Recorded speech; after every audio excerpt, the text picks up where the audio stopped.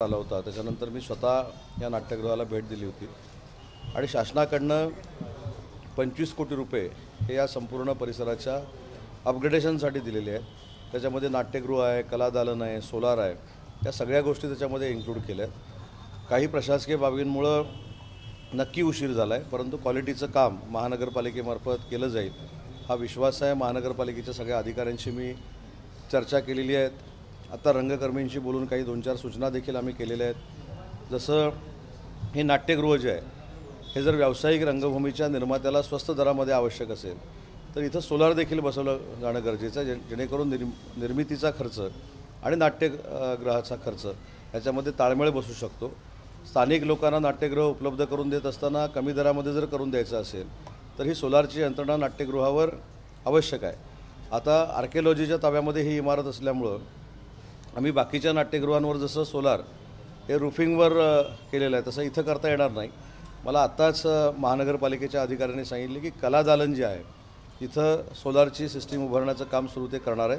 मी त्याची कपॅसिटी वाढवायला सांगितलेली आहे। इथं शालेय विद्यार्थ्यांना चित्रपट देखील बघता आलं पाहिजे, यासाठी आधुनिक पद्धतीनं पांढरा पडदा असेल, ज्याला आपण चित्रपटाचा पडदा म्हणतो, त्याच्यानंतर प्रोजेक्टर्स असतील, अशा देखील चांगल्या यंत्रणा या इथं निर्माण कराव्यात, अशा देखील सूचना मी केल्यात। रंगकर्मी देखील माझ्यासोबत आहेत। मी देखील स्वतः अखिल भारतीय नाट्य परिषदेचा विश्वस्त असल्यामुळं आज सगळ्या रंगकर्मींच्या समवेत या पवित्र ठिकाणी मी भेट दिलेली आहे। मागच्या बाजूला जे मोठं रंगमंच आहे तो रंगमंच मोठमोठ्या कार्यक्रमांसाठी खुला राहिला पाहिजे, स्थानिकांसाठी खुला राहिला पाहिजे, अशी देखील यंत्रणा महानगरपालिकेनं तयार करावी, अशा देखील मी सूचना दिलेल्या आहेत।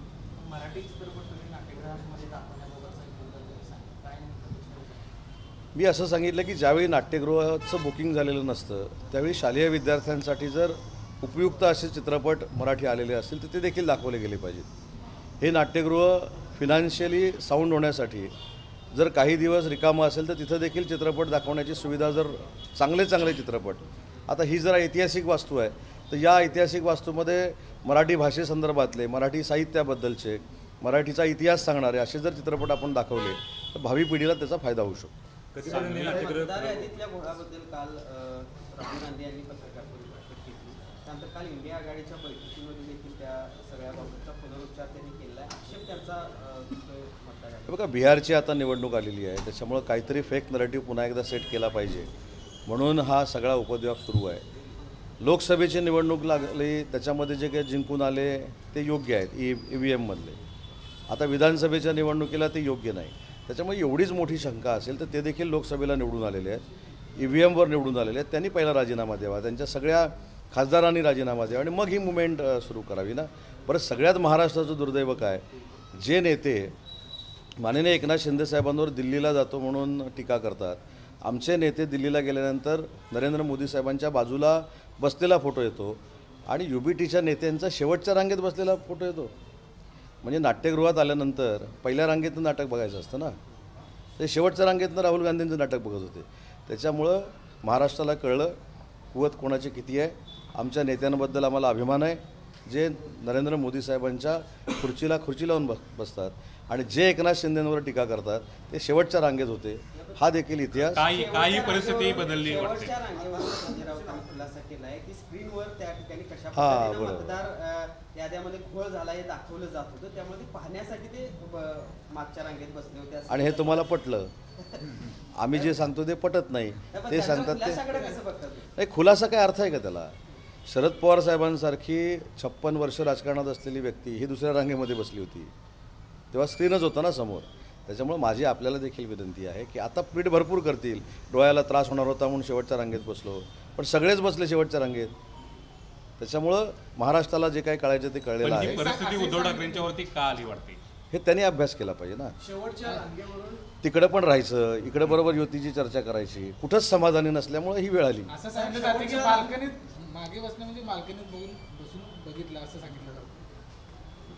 नाही, त्यांना आता बहुतेक कायमस्वरूपी राहुल गांधी बाल्कनीतच बसवणार आहेत। साहेब, शेवटच्या रांगेवरून नरेश मस्केने एक ट्विट केलं, त्या ट्विटला संजय राऊत म्हणतात की नरेश मस्के हा झोपवण्या गांडूळा आहे, या संदर्भात प्रत्येक सकाळच्या पत्रकार परिषदेला आणि शिवीगाळीला आम्ही उत्तर दिलं पाहिजे अशातला भाग नाही। मी पत्रकार परिषद कशासाठी घेतली तर केशवराव भोसलेंच्या नावानं जे नाट्यगृह उभं राहतं आहे त्याची मी पाहणी केली, विधायक रंगकर्मींचं ऐकून घेतलं आणि तुमच्याशी चर्चा केली. मला देखील रोज सकाळी 8 वाजता त्यांच्या अगोदर पत्रकार परिषद घेता येईल, असंबंध बोलता येईल, कोणालाही शिव्या घालता येईल, ब्रेकिंगची तजवीज दिवसभराची कशी होईल याची मला दक्षता घेता येईल. पण मला घाणेरडं असं राजकारण आम्हाला कोणाला करायचं नाही. आता एखादी घटना घडल्यानंतर त्याचे खुलासे केले जातात.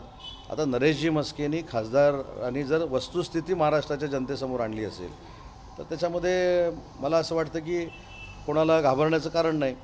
एकनाथ शिंदेसाहेब जेव्हा दिल्लीमध्ये जातात तेव्हा भाजपाकडनं शिवसेना चालली जाते अशा पद्धतीचे आरोप होतात. काय चाललं आहे दिल्लीमध्ये आता 3-3 दिवस राहून काँग्रेसनं ज्या राहुल गांधींनी महाराष्ट्राचा अभिमान स्वाभिमान असलेल्या स्वातंत्र्यवीर सावरकरांना शिवीगाळ केली, त्यांना हीन दर्जाच्या पद्धतीनं भाषा वापरली, अशा व्यक्तीच्या बाजूला बसून जेवणारी महाराष्ट्रातली नेते मंडळी ही तयार झालीत, हे महाराष्ट्राचं दुर्दैव आहे. साहेब 15 ऑगस्ट दिवशी रायगडचं झेंडावंदन कोण करणार आहे? नाही, हे तिघं सांगू शकतात, मुख्यमंत्री उपमुख्यमंत्री. नाट्यगृहाच्या आगीबाबत जी चौकशी समिती नेमली होती त्यातून काही निष्पन्न झालेलं नाही. आग लागली की लावली हे अजूनही नाही, मला असं वाटतं की या अहवालावर मी बोलणं योग्य नाही, कारण मी तो अहवाल अजून वाचलेला नाही. अहवाल काय माझ्याकडे आलेला नाही. कोल्हापूर हा अतिशय संवेदनशील भाग आहे. मी मंत्री म्हणून काम करत असताना एखादं वक्तव्य मला माहीत नसताना करणं हे योग्य नाही.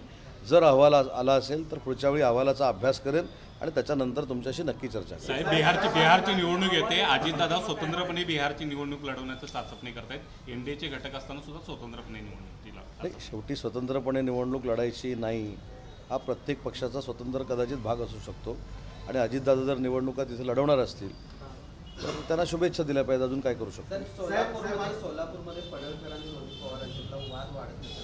काल पडळकरांच्या प्रमुख कार्यकर्त्याचा अपहरण करून मारहाण झालेली आहे. पडळकरांनी आरोप केला याची मास्टरमाइंड रोहित पवार असेल. पोलीस चौकशी करतील. पोलीस याच्यामध्ये चौकशी करतील. याच्यामध्ये जो कोण मास्टरमाइंड असेल, का हल्ली नवीन एक शब्द काहीतरी फेमस झाला, अक्का, याच्या मागचा अक्का कोण असेल ते पोलीस शोधून काढतील. साहेब, आज तुम्ही सोलापूर असेल आणि सांगली पदाधिकाऱ्यांच्या बैठका घेतल्या. खरं तर स्थानिक स्वराज्य संस्थांच्या निवडणुकीच्या पार्श्वभूमीवरती मोठ्या प्रमाणात कार्यकर्ते देखील येत आहेत. काय नेमकी शिवसेनेची रणनीती असणार आहे आणि काय असणारे कार्यकर्ते? माननीय एकनाथ शिंदे साहेबांच्या आदेशानुसार काल जालनामधनं हा कार्यक्रम सुरू झाला. जालन्याची काल बैठक झाली, छत्रपती संभाजीनगरची झाली, धाराशिवची झाली, बीडची झाली. आज कोल्हापूर आणि सांगलीची आणि सोलापूरची, सातारा आपली इथे आहे आणि पुण्याची पुण्यामध्ये आहे. स्थानिक स्वराज्य संस्थेला सामोरं जात असताना आम्हाला महायुतीनंच जायचं आहे, हे पक्षाचे आदेश आहेत. परंतु आमचं संघटन, आमची सभासद नोंदणी, आमची संघटनात्मक जी निवडणूक आहे या संदर्भामध्ये नक्की आमची तयारी काय आहे, ही तयारी बघण्यासाठी माननीय एकनाथ शिंदेसाहेबांनी मला असेल, शंभूराज देसाईंना असेल, राहुल शेवाळे असतील, आमचे सचिव संजय मोरे असतील आणि भाऊ चौधरी असतील, यांची एक कमिटी तयार केलेली आहे आणि या कमिटीचा महाराष्ट्राचा दौरा सुरू आहे. त्याच्यातला आज कोल्हापूरचा एक कार्यक्रम आहे. तुम्ही म्हणताय की निवडणुकीला महायुतीनं सामोरं जाणार, मात्र दुसऱ्या बाजूला ठाण्यामध्ये रवींद्र चव्हाण बैठका घेतात आणि भाजपचा झेंडा महापालिकांच्यावर फडकवा असं स्पष्ट करतात. नाही, दादानी पण 2 दिवसापूर्वी या ठिकाणी रवींद्र चव्हाण हे भाजपाचे प्रदेशाध्यक्ष आहेत. जसं आम्ही शिवसेनेच्या बैठकांमध्ये सांगतो की आम्हाला शिवसेनेचाच भगवा फडकवायचा आहे, ते देखील भाजपच्या मिटिंगमध्ये सांगणं क्रमप्राप्त आहे प्रदेशाध्यक्ष म्हणून की भाजपचा झेंडा फडकवला पाहिजे. परंतु परवाचं देवेंद्रजींचं जर भाषण आपण ऐकलं तर देवेंद्रजींनी स्पष्ट पद्धतीनं सांगितलेलं आहे की महायुतीनंच आम्हाला निवडणुका लढवायच्या. म्हणून निवडणुकीला सामोरं जाणार हे भाजपचे नेते देखील सांगतात. दादाने देखील 2 दिवसापूर्वी या ठिकाणी बैठक घेतली. मात्र हे सगळं सांगत असताना त्यांचा शेवटचं हे असं होतं की जरी महायुतीनं लढत असलो तरी जिल्हा परिषदेचा अध्यक्ष आणि महापौर हे भाजपचेच असतील. कुठेतरी मोठा भाऊ कोण किंवा मोठा भाऊ आपण आहोत हे सांगण्याचे संकेत भाजपकडून आता तसंच तुम्हाला स्टेटमेंट जर पाहिजे असेल तर आम्ही महायुतीनंच लढणार आहोत आणि महापौर शिवसेनेचे असतील.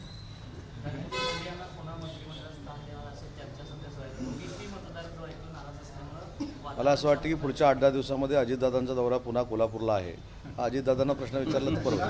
निवडणुकीच्या तोंडावर काही इन्कमिंग पक्षात होणार आहे का पश्चिम महाराष्ट्रात? आता इन्कमिंग हे सांगून करायचं नसतं, अचानक करायचं असतं. भरपूर इन्कमिंग शिवसेनेमध्ये होईल आणि कोल्हापूरमध्ये सुरुवात झालेली आहे ना, आपण सगळे बघताय. कोल्हापूर शहरामध्ये कोल्हापूर शहरातल्या शिवसेनेची ताकद ही नक्की वाढते, जिल्ह्यातली वाढते. जिल्ह्याचे पालकमंत्री प्रकाश आंबेडकर असतील, आमचे राजेश क्षीरसागर असतील, धैर्यशील माने असतील, संजय मंडलिक असतील, डॉक्टर मंचेकर असतील, या सगळ्यांच्या नेतृत्वाखाली आमचा कोल्हापूर जिल्हा हा शिवसेनेचा बालेकिल्ला आम्ही बनवणार आहोत आणि त्यासाठी सगळी मंडळी झटत आहेत. प्रांजल खेवलकरांच्यावरती आरोप झाले, त्यानंतर त्यांना न्यायालयीन कोठडीमध्ये सुनावलेले, मात्र त्यांनी जामिनासाठी सुद्धा अर्ज केलेला नाही. नेमकं ह्यातनं काय बोध घ्यायचं असं? हे कोण आहे? पुणे प्रकरणातलं प्रांजल रोहिणी खडसेंची. नाही, मला असं वाटतं की मी म्हणजे आपल्याला हे म्हणून सांगत नाही, मला त्यांचं नाव आणि ती व्यक्ती पण आठवत नाही, म्हणून मी तुम्हाला विचारलं कोण. अशा वैयक्तिक गोष्टीमध्ये शिवसेना लक्ष घालत नाही. ज्यांनी ही कर्म केलेली आहे ते भोगतील. पोलीस तपास चालू आहे, त्याच्यामुळं त्यांना नाव घेऊन मोठं करण्याची आम्हाला अजिबात इच्छा नाही. साहेब, मराठी शाळांची खूप मोठी दयनीय अवस्था झालेली आहे. त्यासाठी तर महापालिका असेल किंवा जिल्हा परिषद असेल, ह्या जबाबदार असलेले जे ताशेरे आहेत ते नागपूर खंडपीठाने ओढलेले. मी अगदी जबाबदारीनं सांगतो की आमचे मंत्री, शालेय शिक्षण मंत्री विविध कार्यक्रमाच्या अंतर्गत जिल्हा परिषदेच्या शाळा कशा पद्धतीनं स्मार्ट होतील यासाठी प्रयत्न करत आहेत. निपुण शाळा नावाची एक संकल्पना देखील त्यांनी महाराष्ट्रासमोर आणलेली आहे. यावर्षी मराठी शाळांमध्ये पटसंख्या वाढलेली आहे, हे देखील चित्र आपल्याला बघायला मिळतं आहे. CBSEचा काही अभ्यासक्रम शालेय शिक्षणामध्ये त्यांनी समाविष्ट केलेला आहे. त्याच्यामुळं आपण असं म्हणून चालणार नाही की अशा ह्या शाळा चांगल्या नाहीत. साधं उदाहरण देतो. माझ्या मतदारसंघामध्ये दामले विद्यालय नावाची एक शाळा आहे, ज्या शाळेच्या पहिल्या वर्गामध्ये पहिलीमध्ये 180 विद्यार्थी शिकत आहेत आणि 10वीपर्यंत 1470 विद्यार्थी शिकत आहेत. त्याच्यामुळं प्रायव्हेट शाळेला लाजवेल असं शिक्षण या दामले विद्यालयामधनं दिलं जातं. त्या शिक्षकांना बक्षीस म्हणून सगळ्यात स्मार्ट इमारत 18 कोटी रुपयाची आम्ही बांधायला सुरुवात केलेली आहे. अशाच पद्धतीनं संपूर्ण महाराष्ट्रामध्ये कार्यप्रणाली शालेय शिक्षण विभागाची असणार आहे. केशवराव भोसलेला जवळपास 1 वर्ष झालेले आहे. तुम्ही पाहणी केलेली आहे, पण 1 वर्षापूर्वी जो प्रश्न होता केशवराव भोसलेला आग लागली की काय नाही, मी बोललो ना त्याच्यावर. त्याच्यावर तुम्ही म्हणलात की बघूया मी बघूया असं म्हटलेलं नाही. असा आहे की 1 वर्षानंतर देखील अहवाल येत नसेल तर लोकांच्या मनामध्ये प्रश्नचिन्ह आजही. मला असं वाटतं की आपण पण सगळे कोल्हापूरमधले आहात. नाही, ऐका ना, आपण पण देखील कोल्हापुरातले आहेत. चौकशी झाली पाहिजे. त्याच्यामध्ये कुणी जर आग लावली असेल तर तो जेलमध्ये गेला पाहिजे. या सगळ्या तुमच्या मताशी मी सहमत आहे.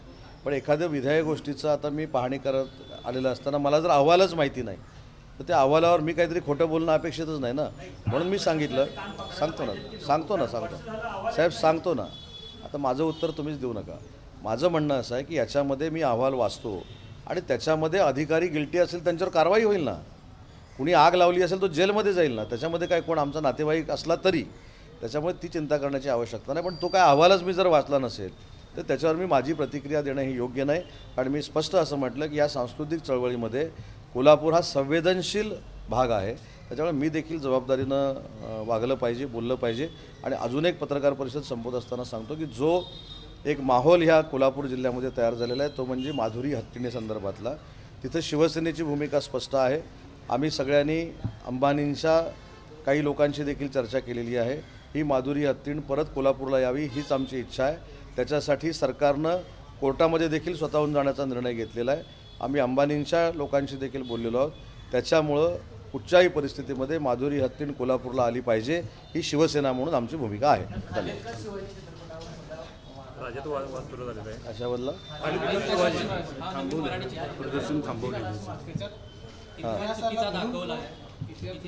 तुम्हाला आठवत असेल 3 ते 4 महिन्यापूर्वी मी एक पत्रकार परिषद घेऊन या मराठी ऐतिहासिक चित्रपटांबद्दल बोललो होतो की सेन्सॉरमध्ये अशा पद्धतीची सिस्टीम असली पाहिजे की ऐतिहासिक चित्रपट मग छत्रपती शिवाजी महाराजांचा असेल, छत्रपती संभाजी महाराजांचा असेल, भारतरत्न डॉक्टर बाबासाहेब आंबेडकरांचा असेल, सावित्रीबाई फुलेंचा असेल, अण्णाभाऊ साठेंचा असेल, अशा सगळे जे कोण आहेत त्यांचा चित्रपट जर आपल्याला प्रदर्शित करायचे असतील तर त्याच्यामध्ये एक ताकदीची विद्वानांची टीम जे इतिहासकार आहेत अशी असणं आवश्यक आहे. आणि सेन्सॉरपेक्षा त्यांच्या डोळ्यादेखत किंवा त्यांच्या हाताखालनं ह्या स्क्रिप्ट गेल्यानंतर ज्यावेळी हे चित्रपट प्रदर्शित होतील त्यावेळी अशा पद्धतीचे वाद नक्की थांबतील याच्यावर माझा विश्वास आहे.